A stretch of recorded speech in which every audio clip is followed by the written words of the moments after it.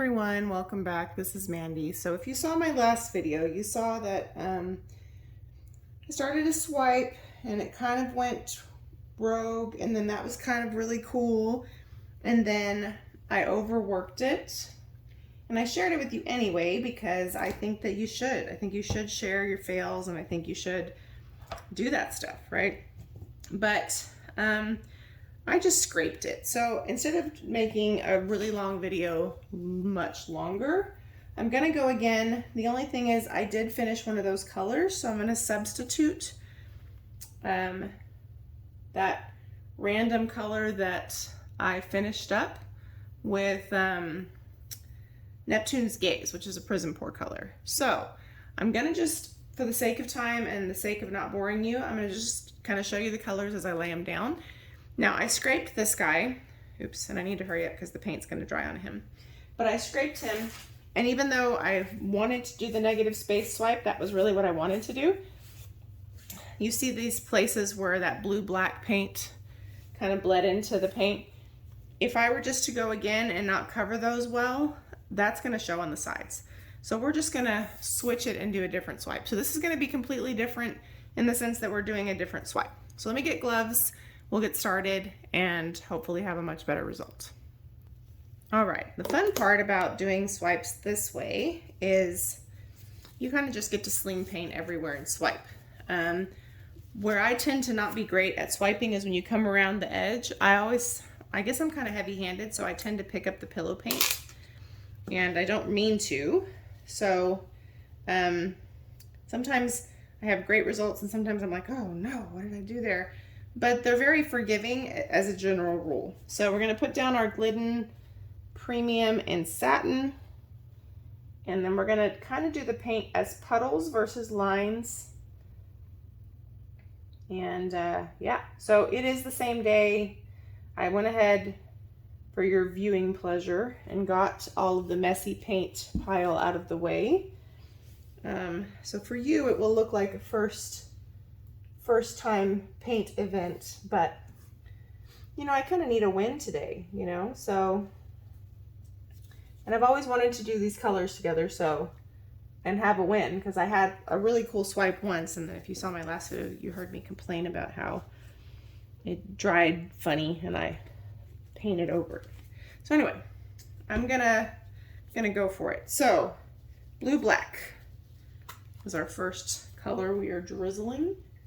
I have a bunch of my painting spatulas in a cup of warm soapy water here. So this is blue black from Atelier Interactive. I'm gonna pour some of it. This guy feels like he's crooked. He is crooked, a little turd. Okay, whatever. Now I have paint all over my gloves. Okay, so I'm gonna kind of pour a little bit, and then I'm gonna drizzle in a little bit. Well, maybe I won't drizzle. Maybe I'll drizzle the other colors. So, Atelier Interactive.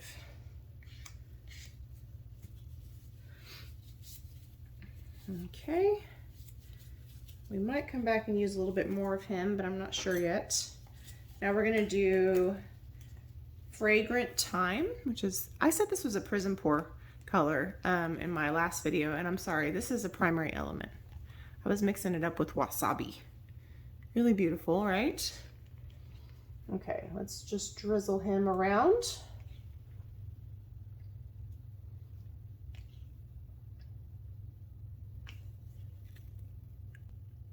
Okay, I'm making a humongous mess.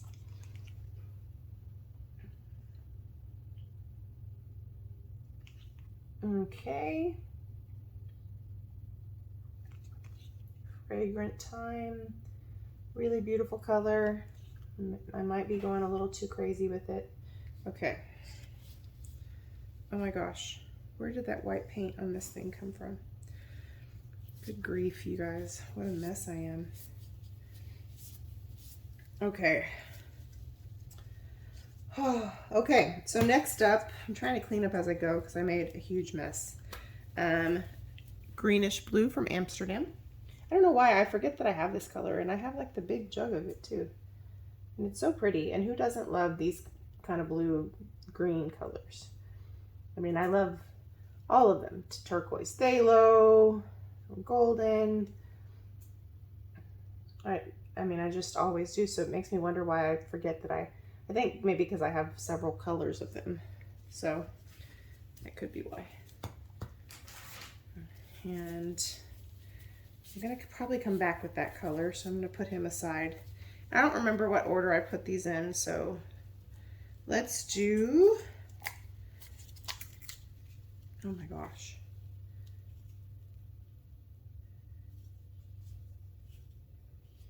Let's do, get off my glove. Let's do a little bit of Water Dragon, which is Colourarte PrizmPour color.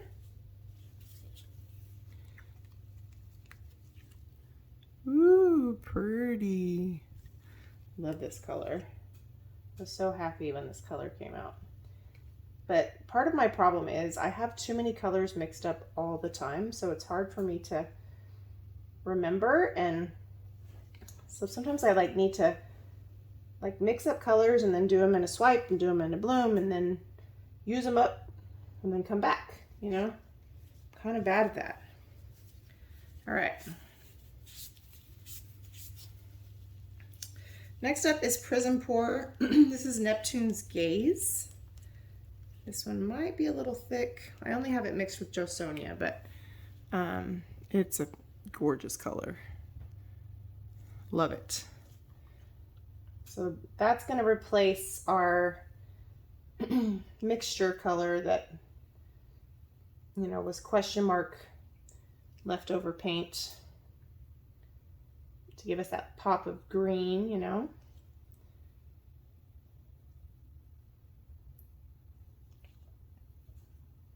It's really very pretty. Okay. And oops, my goodness, I am about to drizzle paint over the wrong areas and just so many things I'm about to do wrong over here. Okay, Paynes Gray from Colourarte. Again, one of my favorite primary elements of all the times. And like, it's magnificent, you know? It's gorgeous. So this is a primary element. We're going to drizzle that guy around, and he may steal the show. Since I'm using a blue-black cell activator, I'm not overdoing it with like, I'm just kind of doing, plus this is mixed kind of thin. I don't know if you can tell how it's just drizzling. So I don't want it to be too dominant because I'm using a blue-black cell activator and I want there to be enough contrast up there toward the top. So I have so many bubbles. I'll have to go in and pop in a second. And then Oceanus. Wait a minute.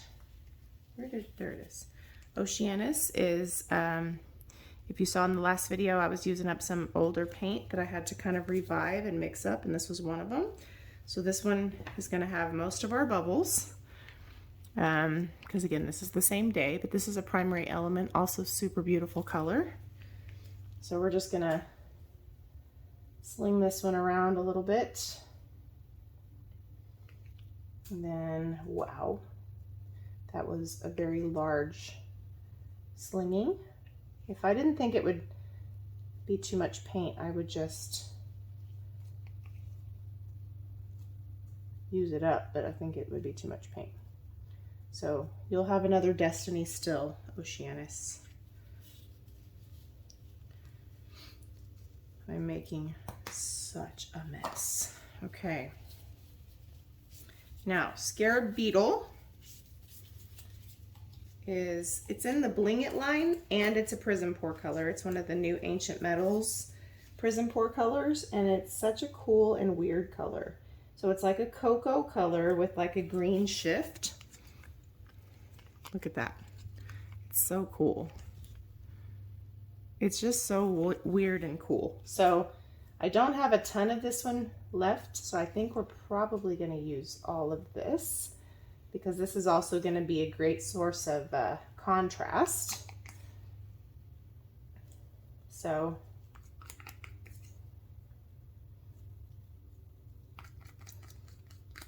and what I did is I had a little bit of Scarab Beetle to mix up. I'm sorry, to use up, and I revived it, and then I have the new PrizmPour Scarab Beetle, and I kind of topped it off. So that's why I have so little. I actually may top it off one more time and use a tiny bit more. Just mix it with a little Jo Sonja, because I just love it. Where did I put my Jo Sonja? And it's, I almost fell off the stool. I'm a mess today. Okay. Might just mix it a little bit more with the Jo Sonja just so it has a thin enough consistency. The cool thing about the PrizmPour paints, if you use them in blooms, guys, is they're already mixed in a deep paint base like you would want to use for blooms. So if you're just wanting to use it like kind of an accentuating color, you can mix it with a little bit of Jo Sonja, and as long as the consistency is okay, you don't have to mix it into your pouring medium. And now if you're going to make it a huge major puddle, then I probably would, just because it's going to get your paint to go a little further. But if you're just doing something like what I just did now, it would be totally fine to just mix it with a little Jo Sonja, thin it down a little bit. I learned that from Saskia, so thank you, Saskia. Because it's already in that deep base. Okay, I have oodles of bubbles, so we're gonna pause. I'm not gonna pause you yet, but we're gonna pause and pop a couple. Now, I'll pop more with my little tweezer thingies, but whew, I just got paint on me and everywhere else. So maybe like don't do what I'm doing. It's probably a good idea. I think I'm just a mess today. So I'll pop those maybe in a better fashion in a second. So now we're gonna do golden, cobalt, turquoise. Just a little bit on the top. With a little bit of, well, water dragon's still showing. So let's close water dragon. He's in there. Let's do some greenish blue on the top. The reason why, because you're like probably thinking, why? All those beautiful sparkly colors don't need your help. It's always kind of nice to have a matte acrylic, not that these are matte, but you know, like a regular, not sparkly acrylic paint underneath your cell activator. It just really helps with like the cell stability. So, and it also gives you like a decent amount of contrast. Oh, I just realized I got paint on the floor and the dishwasher. Eee. Okay, cobalt turquoise light, or no, cobalt turquoise. I keep saying cobalt turquoise light. This one is golden, yet cobalt turquoise light is Atelier Free Flow. But I love this color. You know, I have, for so many years, I have wondered what is the difference between cobalt turquoise and cobalt teal and why they're so expensive. And so I recently got cobalt turquoise and I really love it. And the cobalt teal is on the way. And I think I've seen enough people use them now where I can see the difference. But I was always like, why are they so expensive? And what's the difference? Like, you know, you can see the color swatches when you look, but you still just couldn't really tell the difference. And I just always wanted to know. So that's just a little tidbit for you of the things that go into my brain and make me ponder. And I mean, I have wanted those colors for years, and that little tidbit of a difference has potentially bothered me that long. So that's so stupid too, right? Because we buy all these expensive paint supplies without even blinking an eye, and then I got hung up on that. And those two colors, I promise you I'm going to end up liking them and using them probably a bunch. And why I got hung up on that, who knows? But kind of silly, the things. So I'm gonna pop bubbles and come back. Okay, I would like to propose to you that I have about 3 times as much paint on here as I should, but we are gonna roll with it. So we're gonna use a blue-black cell activator from Atelier, excuse me, with a titanium white drizzled on top. So I'm gonna load my palette knife with the blue-black and then drizzle the white, and I will show you.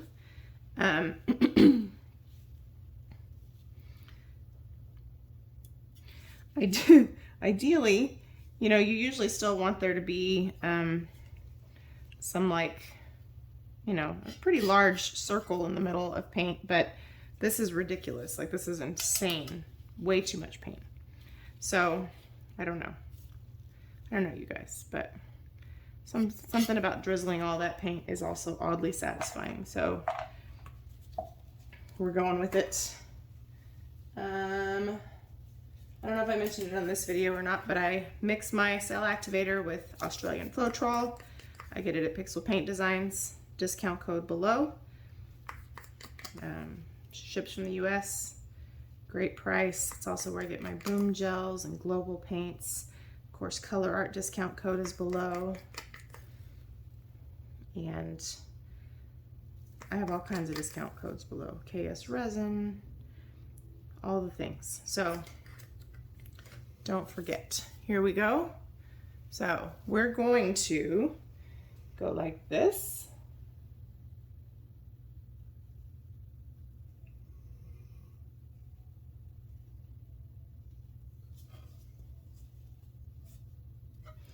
And I did a terrible job right there. And I kind of ran out of cell activator over here. So let's see what develops in a minute or so. I'm gonna zoom you in a little bit. There we go. So you can kind of see the action. See what's going on. I had to move the light out of your way a little bit. There we go. Clean off this spatula. Now there's some places that have really great stuff. Some places where there's some, like, always where you start is gonna have a little too much cell activator. It takes a little bit to open up. And then you're always gonna potentially run out of cell activator closer to the bottom. However, we have so much paint that we can do a little bit of this, which allows us to move a little bit of that place where we have more cell activator into the middle.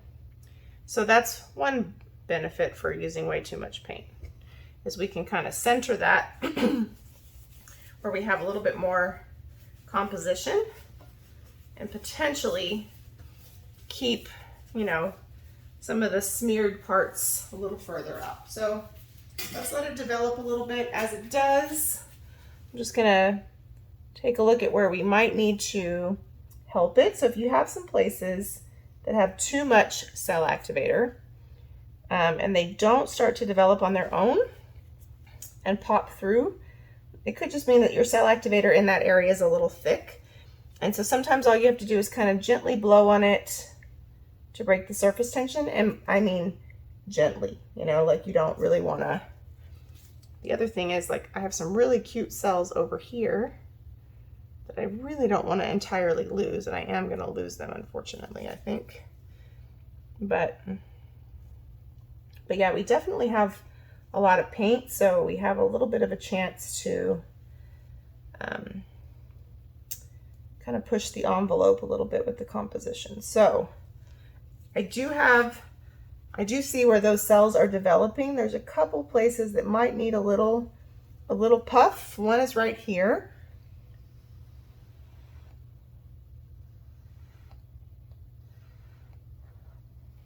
And I'm about to get my hair in here. The other is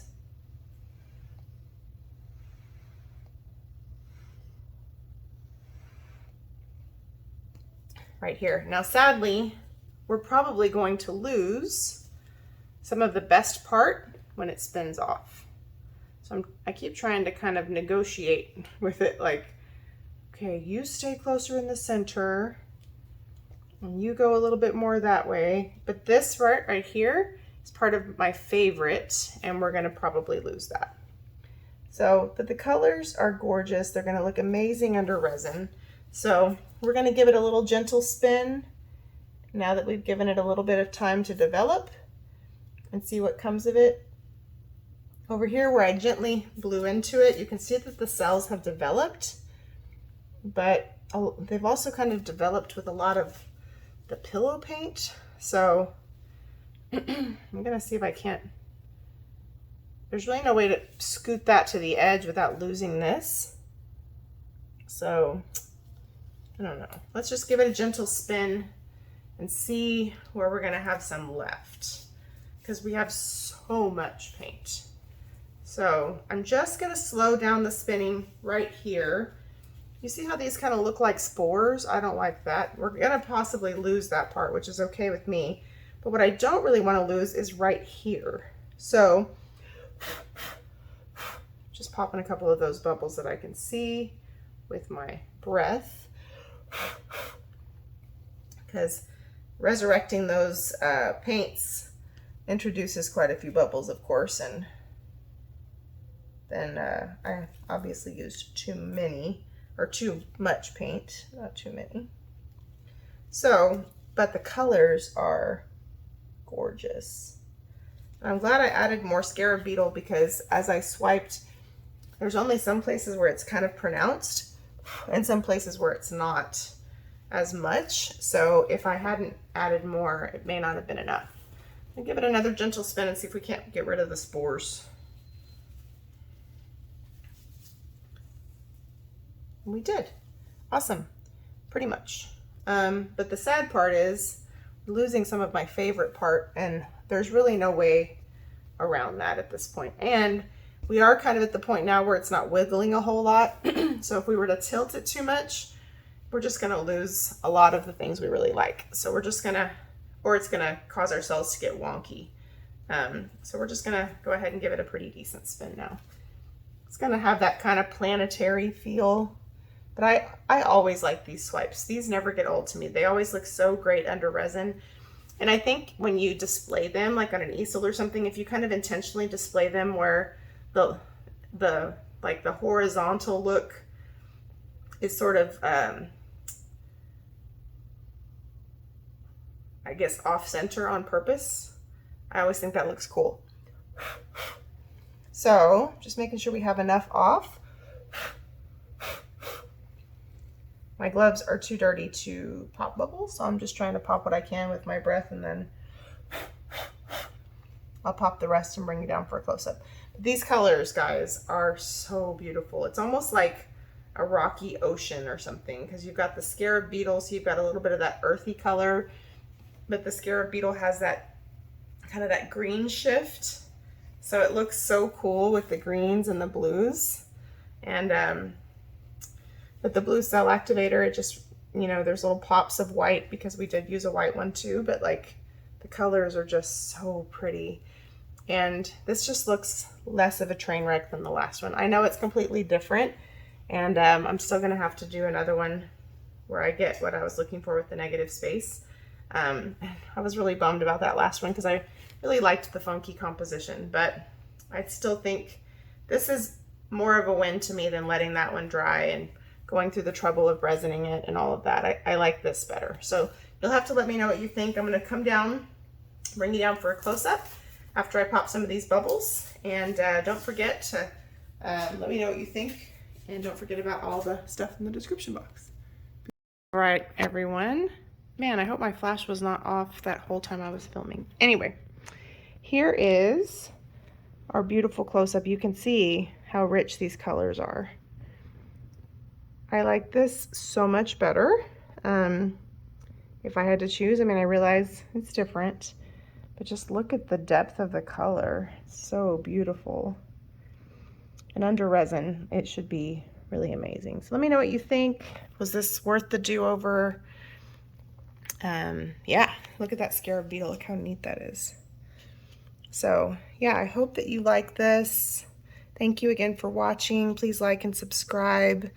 Leave a comment. Let me know you're here. And I appreciate all your support. Thank you guys. Bye.